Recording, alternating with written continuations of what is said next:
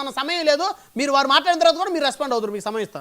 చెప్పండి సార్. రాజకీయంగా కూడా చెబుతున్నా, ఎందుకంటే జనసేన పార్టీని ఎక్కువ మంది కాపులు ఓన్ చేసుకున్నారు, అది బహిరంగ రహస్యం. దానిలో భాగంగా ఏంటంటే కాపులందరూ కూడా ఏమైనా జరగగానే పవన్ కళ్యాణ్ గారు స్పందించాలనేది ఒక డిమాండ్ వస్తా ఉంది.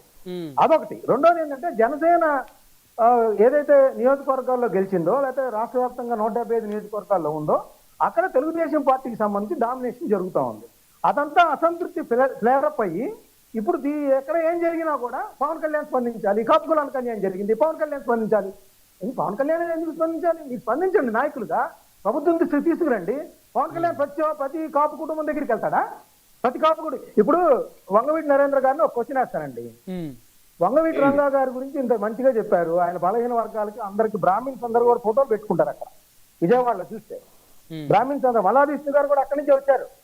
అలాంటి వ్యక్తిని ఒక బజార్ రౌడీ అని చెప్పేసి గౌతమ్ రెడ్డి గారు అన్నారు. మీరు ఆయన చేత క్షమాపణలు చెప్పించారా?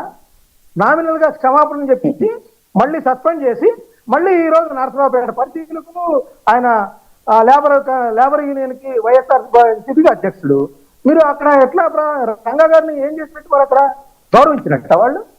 రంగా గారు అబ్బాయి రాధా గారు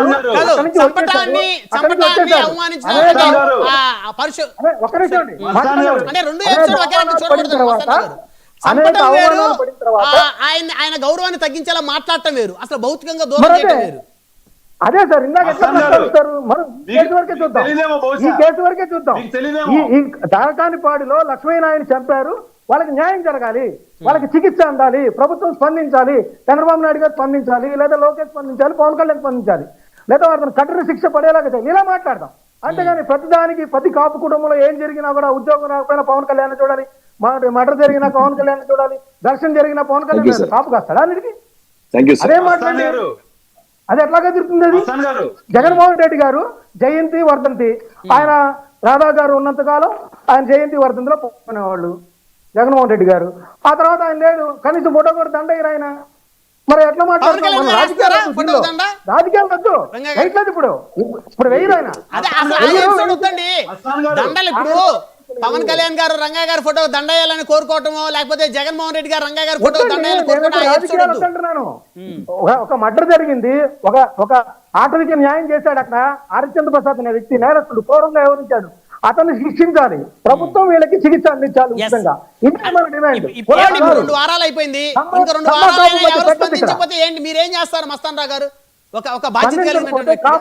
కాపు జేఏసీ ఇప్పుడు ఆల్రెడీ వాళ్ళ కుటుంబానికి అండగా ఉందండి. కాపు జేఏసీ తరఫున వెళ్ళారు, పొలం తరఫున వాళ్ళు వెళ్ళారు, లేకపోతే సామాజిక వర్గం తరఫున, లేకపోతే ఇంకెవరైతే ఉన్నారో ఇండస్ట్రియలిస్ట్ లో వాళ్ళందరూ రెస్పాండ్ అవ్వాలి. ఇంకోటి రెస్పాండ్ కాకపోతే ఖచ్చితంగా దాని ప్రభావం ఇలా కృష్ణాంజలి గారు చెప్పారు, అక్కడ ఏదైతే నియోజకవర్గ స్థాయిలో రాజకీయాలు వచ్చినప్పుడు రాజకీయ పరంగా చూపిస్తారు, రెస్పాండ్ అవుతారు. నేననేది ఏంటంటే ఇప్పుడు ఈ ఇన్సిడెంట్ ఆధారంగా చేసుకుని కమ్మ కాపు అని గొడవ ఎందుకంటున్నా నేను. ఖచ్చితంగా అతనికి ఆల్రెడీ అరెస్ట్ చేశారు, చేయలేదా? చంద్రబాబు నాయుడు గారు అరెస్ట్ చేయొద్దని చెప్పారా? లోకేష్ గారు ఏమైనా ఫోన్ చేసి చెప్పారా? లేకపోతే ఖమ్మ జన సేవా సమితి వాళ్ళు ఏమన్నా వాళ్ళు ఫోన్ చేసి చెప్పారా? అతని వెనకాల మేము ఉన్నామని చెప్పారా? చెప్పలేదు కదా. మనం ఎందుకు కాపు కమ్మ అని గొడవలు పెట్టాలి? పెట్టద్దు కదా. అతను ఇన్సిడెంట్ గా చూడండి, ఇన్సిడెంట్ గా చూసి వాళ్ళందరూ బయటికి రాకపోతే అసలు ఈ ఇష్యూ జరిగింది అనేది కూడా తెలిసేది కాదు. ఇంకా ఇద్దరు ఆ మంచంలో అట్లా చచ్చిపోయినా కూడా బ్రహ్మనాయుడు గారు ఒక విషయం చెబుతానండి.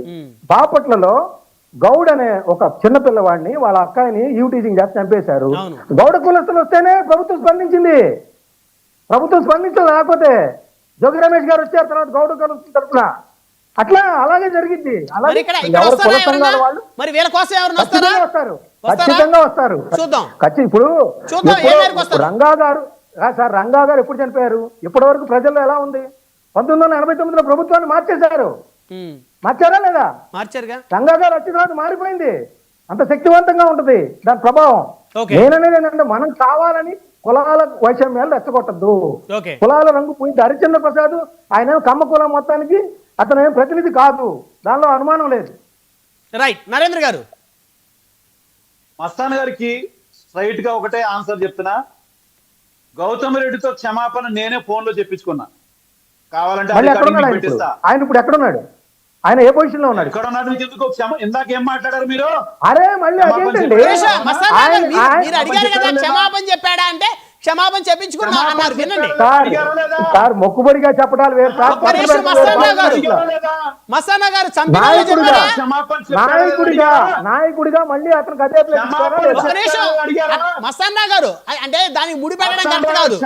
నేను ఇందాక చెప్పాను క్షమాపణలు మొక్కుబడిగా చెప్పించారు. మరి ఆయన హత్య కేసులో ఆరోపణలు ఎదుర్కొన్న వ్యక్తులు ఏం చేయాలి? ఆరోపణలు ఎదుర్కొంటున్న వ్యక్తులు ఏం చేయాలి? వాళ్ళ నాయకుడిని అడగమనండి, జగన్ గారిని అడగమనండి, ఆయన ఉన్నారు కదా రంగా గారు, నరేంద్ర గారిని అడగమనండి, రంగా గారిని, జగన్ గారిని అడగమనండి, జగన్ గారిని బహిరంగంగా విమర్శలు చేశారు.